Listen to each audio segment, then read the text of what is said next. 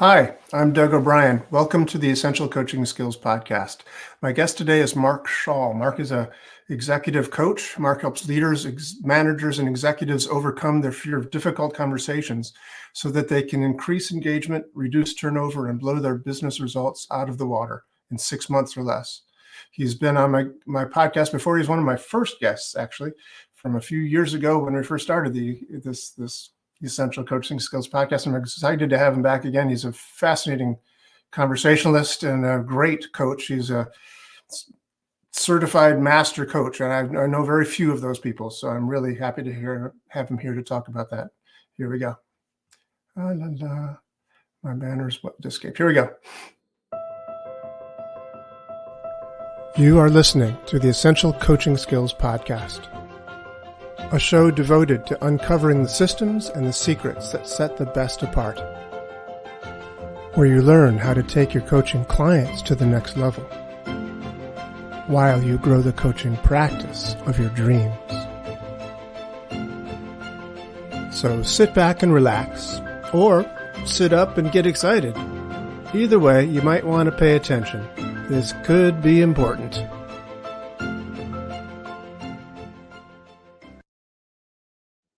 Hello, Mark Schall. Nice to see you. Nice to see you too, Doug. It's been a while. It's been a while. So you are still in New York City. That's correct. But you told me in the preliminaries that you work for a company, coaching company in Utah now. Is that right? Yes, I work at a coach training academy in Utah called the Elevated Coaching Academy, where I've been teaching now for about a year and a half, coming up on 2 years. Excuse me. And so I get to travel out to the beautiful state of Utah about 9 or 10 times a year, and it's pretty awesome. Do you ski? I don't. Don't you wish you did, though? I mean, being places like Utah where they've had the Winter Olympics and things. So yeah, exactly. Although I can just imagine the one time I went skiing years ago, and I fell off the tow rope. I said, I don't think this is for me. This is not my sport. I used to live in Vermont for a couple of years, and it was funny because while I was there, it's pretty. It's a lovely state. I love Vermont, but there are people. I worked in this audio video store. There are people there that just sort of got through the summer. I was like, okay, summer's fine, but I can hardly wait till it snows. They were looking forward to the snow, and I'm going like. Got to drive in the slush, but then, they live their lives for snow. Everybody has their own thing. Anyway, that's not why we're here. Mark, this is the Essential Coaching Skills Podcast. And you, Mark, are an executive coach that does extraordinary stuff. So I'd like you to tell me about that. I'm not even sure you were doing that as much last time we spoke. Were you working with leaders in the same way, managers and executives, to overcome? Is it the fear of difficult conversations? What is that about?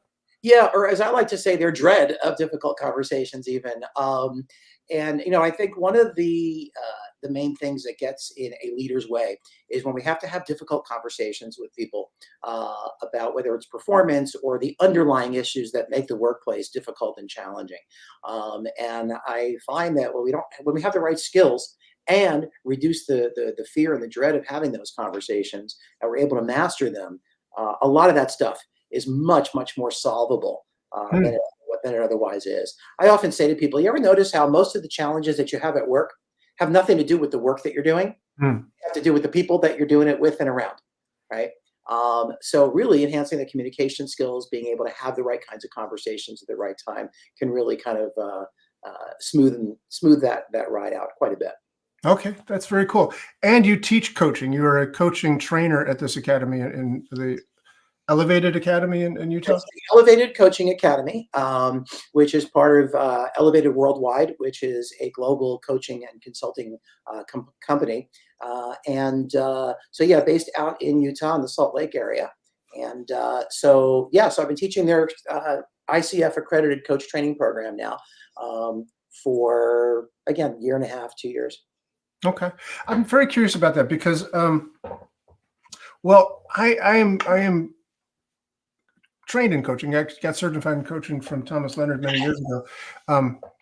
And the ICF training is always very interesting to me because Thomas started, I assume you know this, started the ICF But then because he didn't like, he's Thomas Leonard. He started the whole kit and caboodle, didn't want to be regulated by anybody. He said, well, I'm not going to listen to the ICF.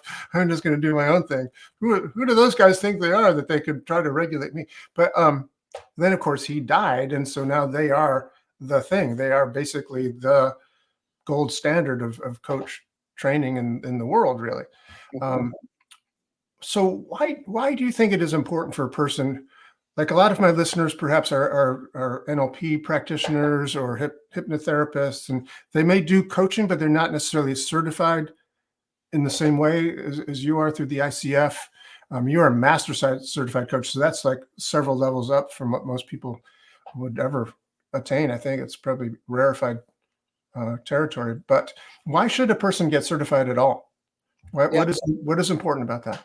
Yeah, it's a great question. And actually, just to expand on what you said about the number of people that are out there with their MCC, their Master Certified Coach, I believe it's about 10% of coaches around the world, only 10%, or maybe even fewer that have that. And so as far as the importance of training goes, the importance of being certified goes, like anything else, there's a particular body of knowledge that is needed and a particular set of skills that's needed to be effective in what we do. There are other professions out there that we would never dream of going to a practitioner for if they weren't licensed or certified in some way. And there's a lot of things out there in the world that is under the coaching umbrella, loosely, that there isn't much regulation for. There isn't much of a way of somebody knowing what is it based in, and is it effective, and is it safe. And I think that being certified doesn't guarantee any of that, but it certainly increases the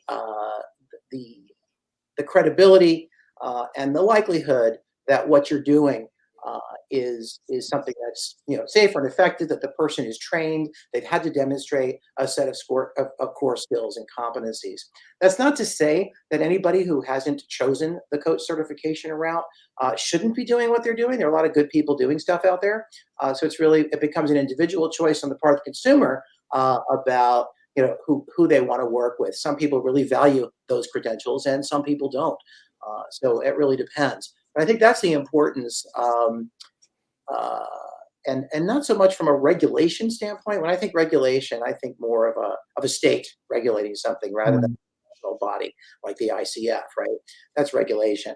But the ICF ensures that certain standards are being met, certain ethical guidelines are being followed that protect the client as well as the coach. So I think that's the importance of that. That's great. Thank you. And it's also interesting what you just said about, certain ethical guidelines are being met. That is more and more important. It's always been important, of course, but I think it's more and more important these days than it has ever been before. My wife works at Lincoln Center for the Performing Arts in New York City, and they just had a training with, she's what's known as a teaching artist. So they were people who work with students of various levels, college, right on down to elementary school. But they were saying that this, they did a training the other day that had to do with how to work with minors, anybody less than under 21, I guess, basically. And she said, this training is not just, for them, but this is also for you as a practitioner, how to protect yourself against other things that might be, litiginized or whatever. We have to protect yourself in that situation as well. Mm-hmm. Yep, absolutely. Absolutely. Cool. And is it also true that ICF is like when somebody wants to get hired by a corporation, that the corporations look for the ICF certification? Is that an accurate statement? Yeah, more and more as the profession has gotten very good at educating the general public about these kinds of things and about the coaching profession, more and more are beginning to understand that the value of hiring a coach that's ICF certified. And government institutions, I believe, even more so from what I've heard, that you'll often see in RFPs that government organizations put out for coaches. You'll often see it says ICF credential or equivalent required. And I've never seen the MCC required. It's usually either the ACC or the PCC. I'm sorry. What does that mean? I'm sorry, yeah. So there's three levels of the ICF credential. There's the ACC, which is the Associate Certified Coach, the PCC, which is the Professional Certified Coach, and the MCC, which is the Master Certified Coach. Um, so usually those distinctions aren't as in the public awareness as much as just an ICF credential in general Mhm. is. So you don't usually see a particular credential asked for, just that you have one of the three ICF credentials. If one is asked for, I've usually seen it as the PCC that gets asked for, which is the middle one, which I believe is based on having done, don't quote me on this, but about 2,000 paid hours of coaching, having had a certain number of training hours as well at a ICF accredited institute, and then of course having sat for a 4-hour exam. Wow. Yeah. I never did that. Mm. But here I am. Thank you. Appreciate you saying so. So tell me, what did you have to do different, or how have you evolved your practice from what you're doing a few years ago when we first met to what you're doing now with the executives? I mean, how do you help them to overcome their fear of difficult conversations? Or, I mean, what processes do you do for that? Yeah, so it's a great question. So I was actually always doing some form of that anyway, because my specialty has always been in the communication area. How do you communicate with each other? So it's really just an extension of that. It's another application of that specifically. When I decided to create a mastermind group that I'm in the process of creating, where really what I'm teaching is the very coaching skills that I teach to coaches and that I've been teaching for 20 years now to coaches, having taught at another institute previously before I started at the Elevated Coaching Academy. So it's really about teaching those same skills to executives, business leaders, and managers. Because when you're able to really deeply listen to what's not being said, that's when you can really have a conversation that's really needed. So would you just let me back you up there a little bit? Listen to what's not being said. Yes. Yeah, there's a lot of subtext in our communication and our conversation, and we can pick it up and interpret it through listening to tone, to watching body language, to listening to word choices, Mm. to hearing intonations and things like that, and also to asking key questions that help get underneath like what's really needed here. Because a lot of times in the workplace, we don't really say what we mean and mean what we say. We say what we think wants to be heard Mm. and stuff like that. And we're trying to protect ourselves and be safe because you know what? You're making a Yeah. living. You want to keep your job, right? But we've got a lot of limiting beliefs and misconceptions about whether you really should be honest about certain things and whatnot. And I think we can be honest and direct about more things than we fear we can't be. There are certainly certain conversations that are not to be had in the workplace, and those shouldn't be had in the workplace. When it comes to performance issues or what's in the way of people working together as a team or somebody being unhappy or feeling unfairly treated or not part of things or excluded in some way, those are really critical conversations to have because those are things in the way that are in the way of somebody really performing well. And if Mhm. you just keep firing people and hiring somebody in their place but doing the same thing, we're just going to have a lot more turnover. Yeah, for sure. That's fascinating to me that you say that because that's a key element of everything that I teach. And that sleight of mouth is about belief systems, and Ericksonian hypnosis is about other than conscious communication. The nonverbal communication, and how do you work with that and observe it in people. And NLP is the same way. NLP is much of a derivative of Ericksonian hypnosis, so it has a lot to do with that nonverbal communication and eye patterns and various other things. Um, so it's really interesting for me to hear you say that, because that's something I never really quite got from Thomas Leonard in any of my coaching specific training. Um, Again, Thomas, everything I did with him was over the telephone. It was a telephone-based training back in the early 90s, so or late 90s, maybe 90s, but it was all on the telephone. So there was nonverbal as far as tonality was concerned and the way things were being said, and asking pointed questions to pull like meta model questions in NLP to pull out things that are not being said directly or being maybe left out or distorted in some ways, to ask questions to clarify those things, to get deeper down inside towards the meatier stuff. But there was nothing about facial incongruencies or body language sort of stuff. So it's fascinating that you've you're doing that? Is that something you brought to your own coaching, or something that you learned in the coaching academies that you've learned from? I knew it even before I got into coaching, I guess, just in college and having taken different courses and stuff. But that is what we teach in both training programs that I've been involved with. And I also am NLP trained. So, picked up some of that there as well. Uh-huh. And yeah, and it's great when you could teach a leader to really tune into those things and the difference they can make in their communications when simple things, whereas you ask somebody a question, they go, yeah, everything's fine. And to be able to go, okay. Yeah. So somehow I'm detecting that everything Subtle isn't stuff. fine, what are you not telling me, you know? Yeah. Right. And also, not even just that, but also just languaging questions in certain ways to get certain types of answers, Oh, yeah. being solution focused instead of problem focused. Hmm. You know, people come in and complain. It's like, oh, well, what happened then? And what happened then? And we want to get all caught up in the story and all that stuff. And, instead of, okay, what would you like to have happen? Now, that's NLP to me. Is that That's where? also standard ICF coaching as well. Okay, cool. Very nice. Yeah, it's about asking solution-oriented questions. And then also, not just launching into a conversation with somebody, but to really set an agenda. What is this conversation about?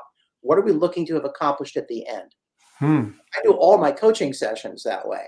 I start off asking you, what are we talking about? What's the goal of this conversation, right? So for example, let's say somebody says, it's about their relationship. I say, what's the goal of today's conversation? I go, well, I want to have someone in my life that I'm committed to. Okay, well, that's not going to happen by the end of this conversation. Right? That's our overall goal. What do we want to accomplish by the end of this conversation, right? And maybe there's something that came up in a dating situation, right? Or something like that. I know I'm kind of switching to a personal coaching example from That's this, fine. That's fine. but I do it all. And then this, why is this important to you that we create that result? And how we know that we're successful, and then, okay, what do we need to address to get there?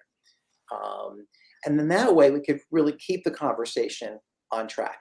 So I teach, some subset of that to a leader so that when they have somebody coming in and it's like, okay, we got to talk about what's our goal for this conversation? And then we could really keep the conversation focused to get to that. Otherwise, it's just a conversation that goes on and on as a litany of complaints and a lot less likely to generate solutions. Yeah, that's great. Do you have a lot of? Let's just how to phrase this. One of the things you said earlier struck me is that there's things you can be honest about that you really should be honest about, and that's true, of course. And there are ways of saying things that are honest, but not blunt or mean or whatever. There's a lot of different ways of saying things that will get across. One of the tenets of NLP is the communication is measured by the response that you get.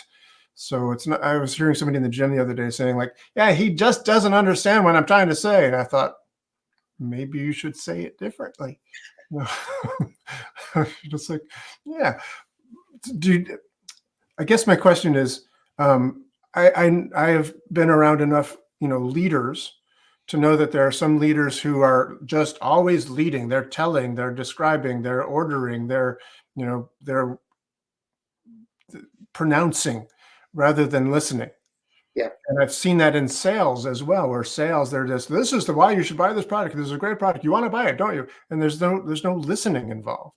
Right. And I think the best salespeople are the best listening people. And I think that's often true with leaders. Is that what you teach as well? Just the listening of it, or? Yeah, absolutely. Because what you're describing is that one-way communication. That's more managing and not leading. Yeah. A really important difference there, right? Hmm. And managing is about getting tasks done. Leading is about inspiring and motivating and helping a person find it on their own, right? So that requires a lot of leading, a lot of question asking. I'm sorry, a lot of listening and a lot of question asking, right? Are we engaged in a two-way communication process? If so, we're leading. If it's a one-way communication process where I'm telling you everything you need to know, I'm not leading you, I'm managing you or even controlling you, right? Yeah. Am I using whole brain thinking, or am I just in left brain logic, boom, boom, boom, boom, boom, step by step? Left brain is managing.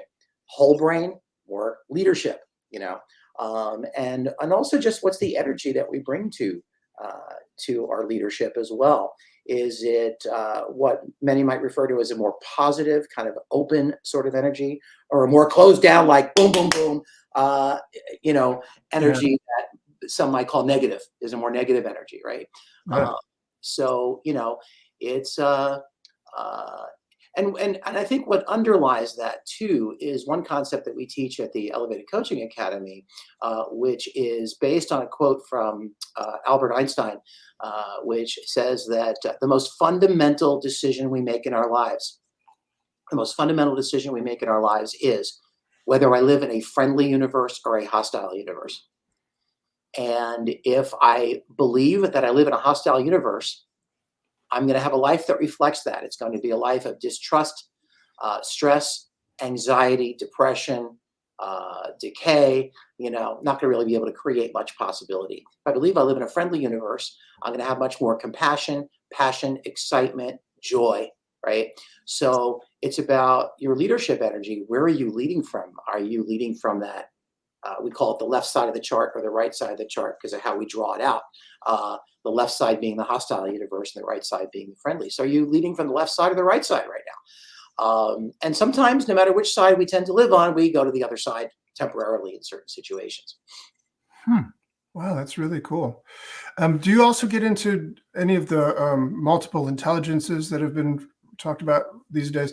I'm saying that phrase, knowing that it's used in different contexts. I know that there's a book written back in the, I think, 80s called Multiple Intelligences about, a person might have an intelligence for math, but it doesn't necessarily mean that they're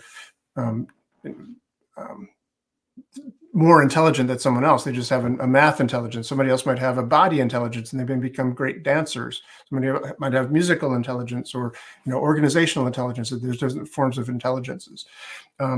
I think that's a valuable way of looking at things. And there's also these days, people are talking about multiple intelligences, like, your brain intelligence and your heart intelligence and your gut intelligence. What is your body, communicating to you when you in this conversation? How can you bring those things to bear within, a business environment?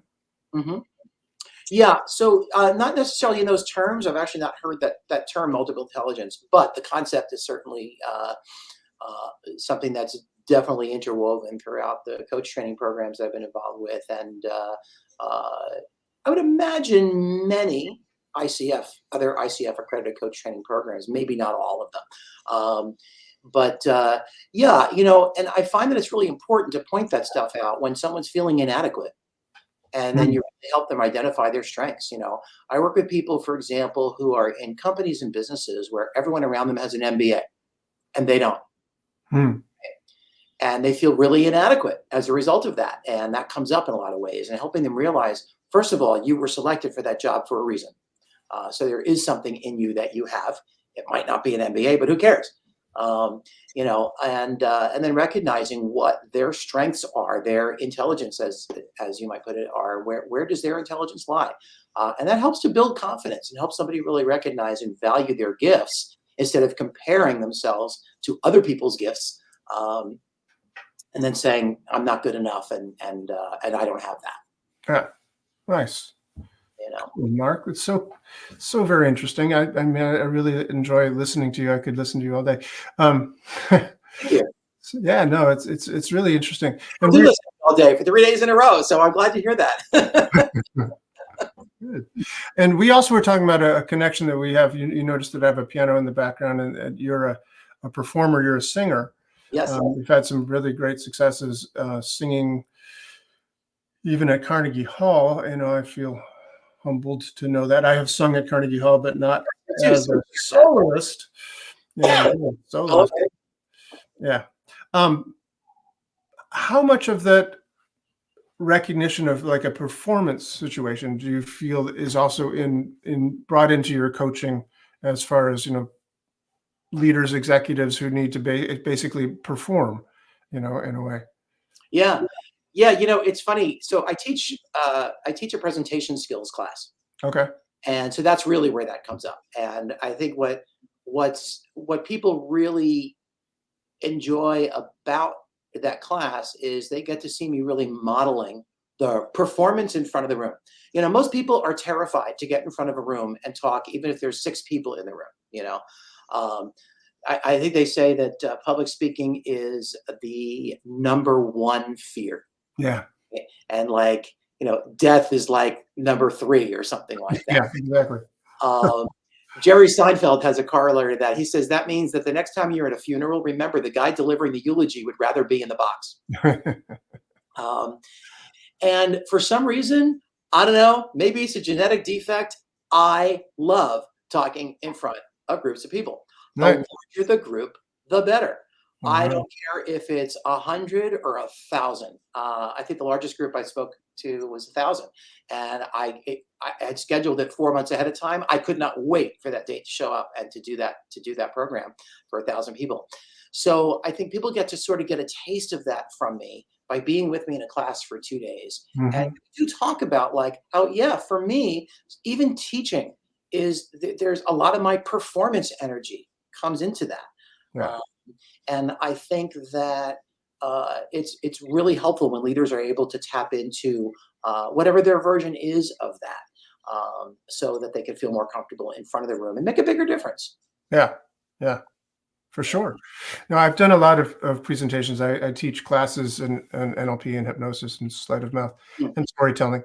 Um, but I used to travel the country doing hypnosis workshops for a company called John Morgan Seminars, where I would do hypnosis workshops for smoking cessation, and then they'd all leave, and another group would come in for weight loss.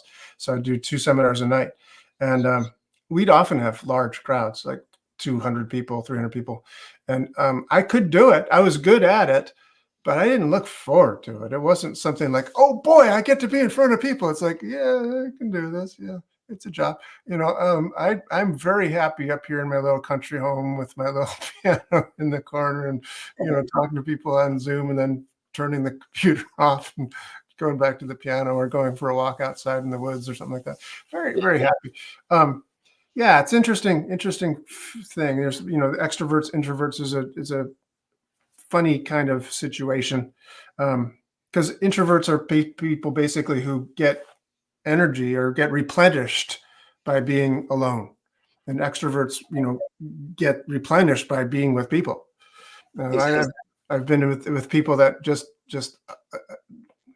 I'm usually spent after 2 seminars like that. I'm done. I'm ready to just be by myself. I've had people who are in the same situation after seminars like that say, "Let's go party. Let's go out to a restaurant with all these people, and we'll play some more." It's like, no, I'm done. I'm done. Can't do it.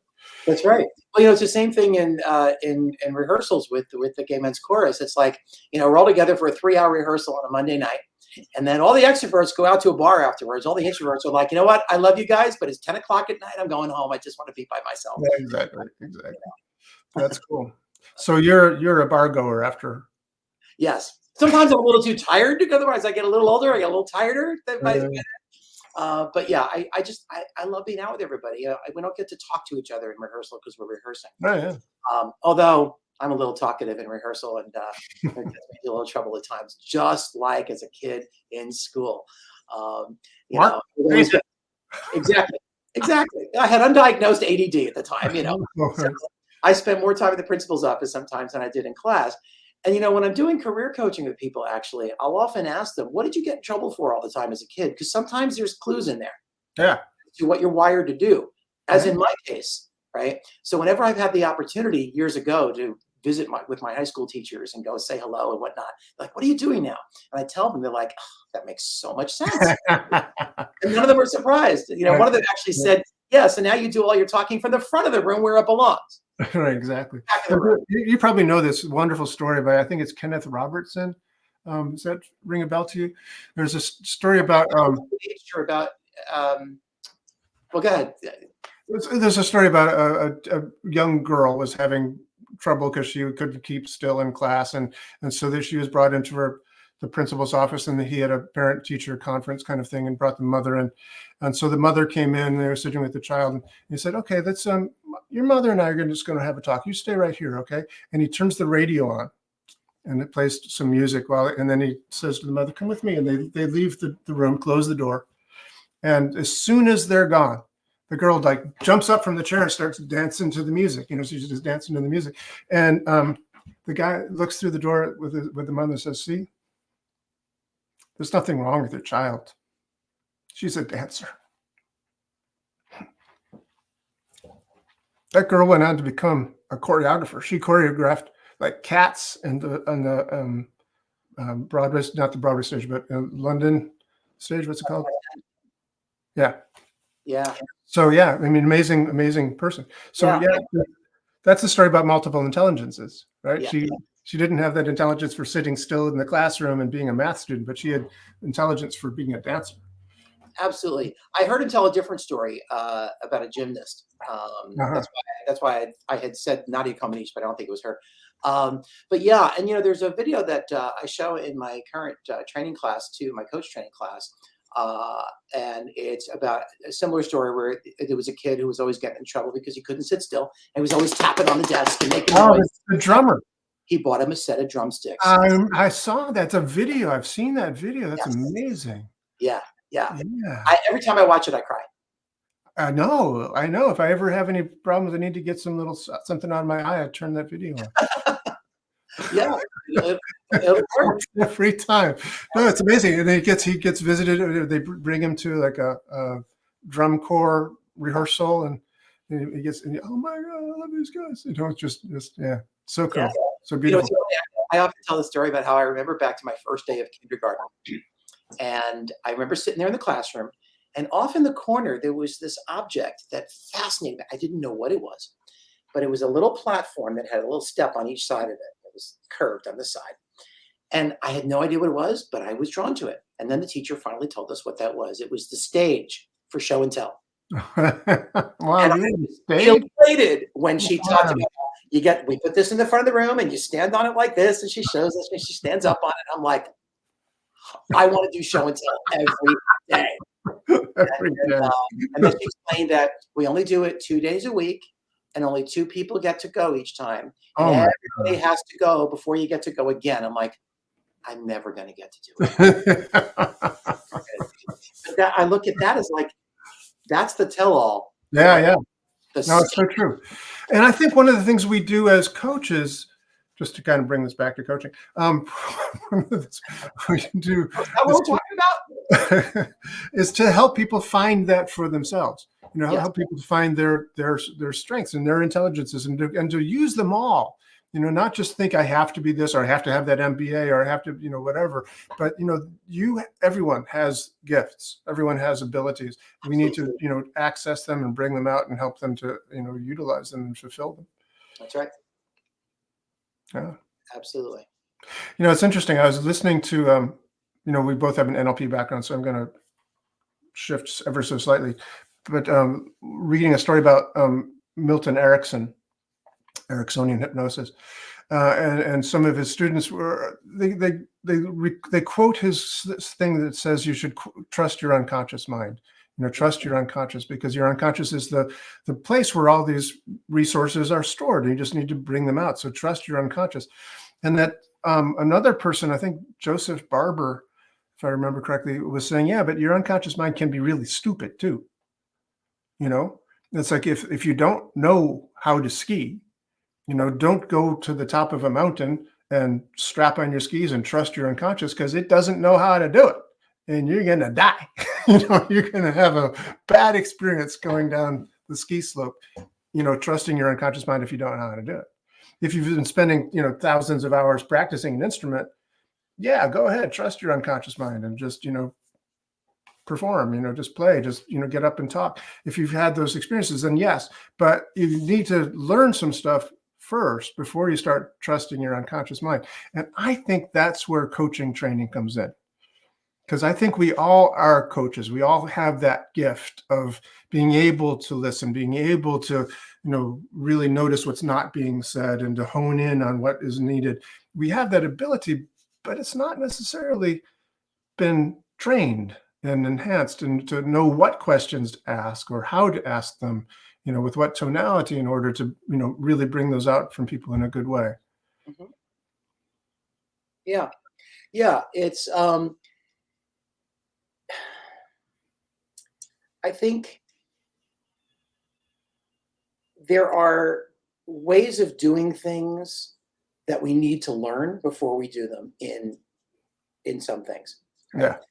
and some things not. Some things, hey, it's okay. Go figure it out. Make it up as you go along, and follow Mhm. your intuition, and it's great, right? Right. Um, and then there are things that when we learn to do them better, we could be more helpful to people. Some people paint very intuitively and they do a beautiful job. And then they go and take painting classes and they learn some basic things about it and they do, and then they can do even better.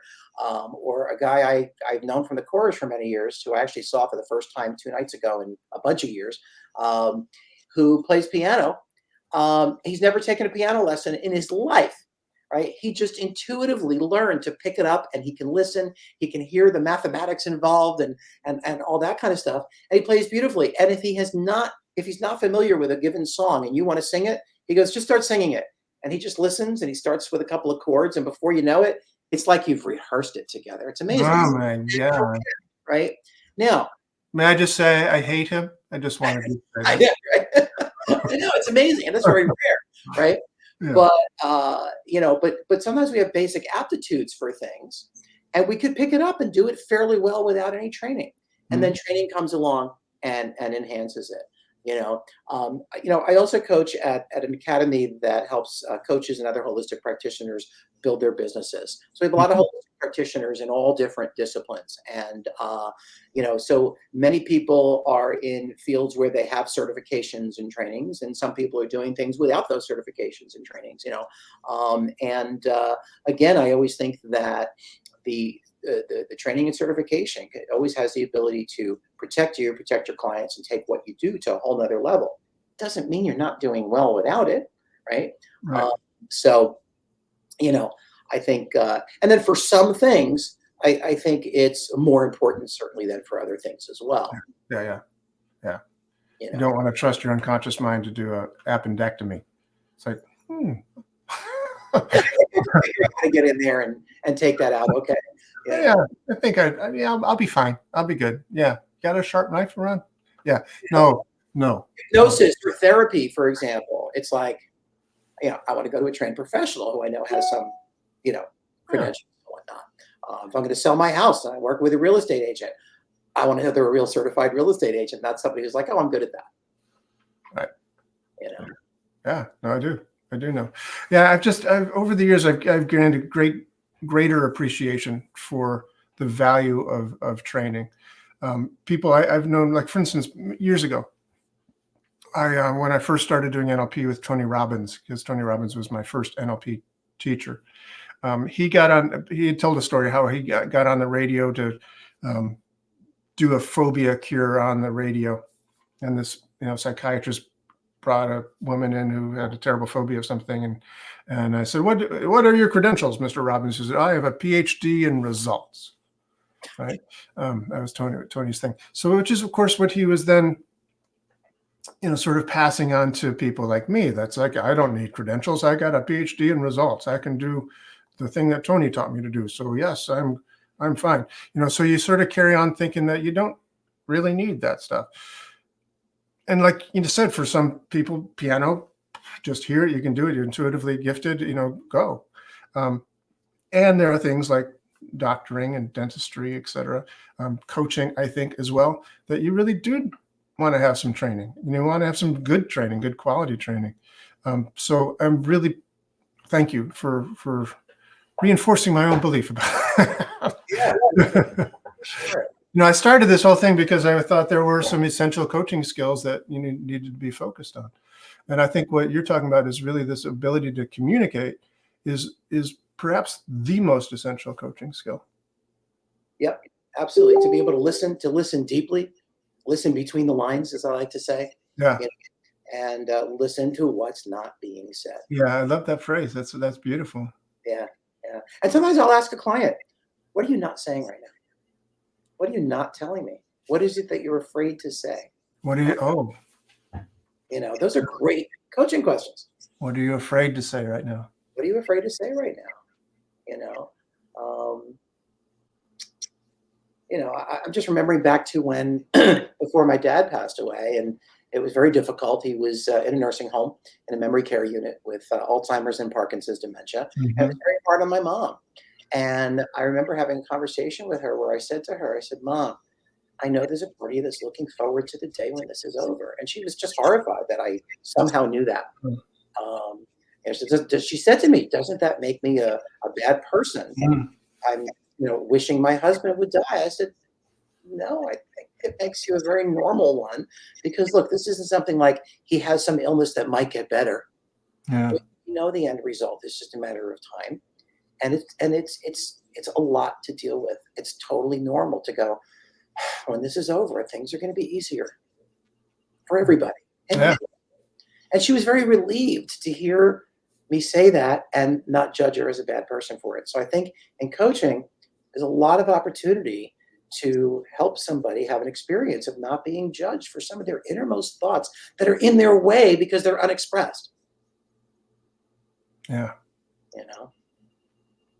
Cool. So Mark Schall, how do people get hold of you if they want to learn from you more or get coached by you? Sure. You could go on my website at markschall.com. That's MarkSchall. People always forget the C when they hear Schall. So remember the C. MarkSchall.com. It's SCHALL. And hit me up on my website. And there's a free personality and coaching assessment you can take on my site as well. Oh, cool. A free personality. Say it again. It's personality and coaching assessment. It's called the Core Values Index. Oh, nice. Yeah. So it's pretty cool and pretty revealing. And I offer a debrief of the results once you take that. Very nice. Well, thank you so much for being here. You're welcome. Thank you for having me. Oh, it's my pleasure. We should do it again sometime. And I just to talk with you about music and singing and all those things. It's very fascinating. Appreciate it. Awesome. Appreciate your time. Thank you, man. Appreciate it too. Bye. This has been the Essential Coaching Skills Podcast. Thank you for being here. It's a pleasure seeing you again. Hope to see you again real soon. Come back next week when we have another gripping and exciting episode of the Essential Coaching Skills Podcast. And if you want to, you can find out more about us, each and every one of us, at essentialcoachingskills.com. Thanks.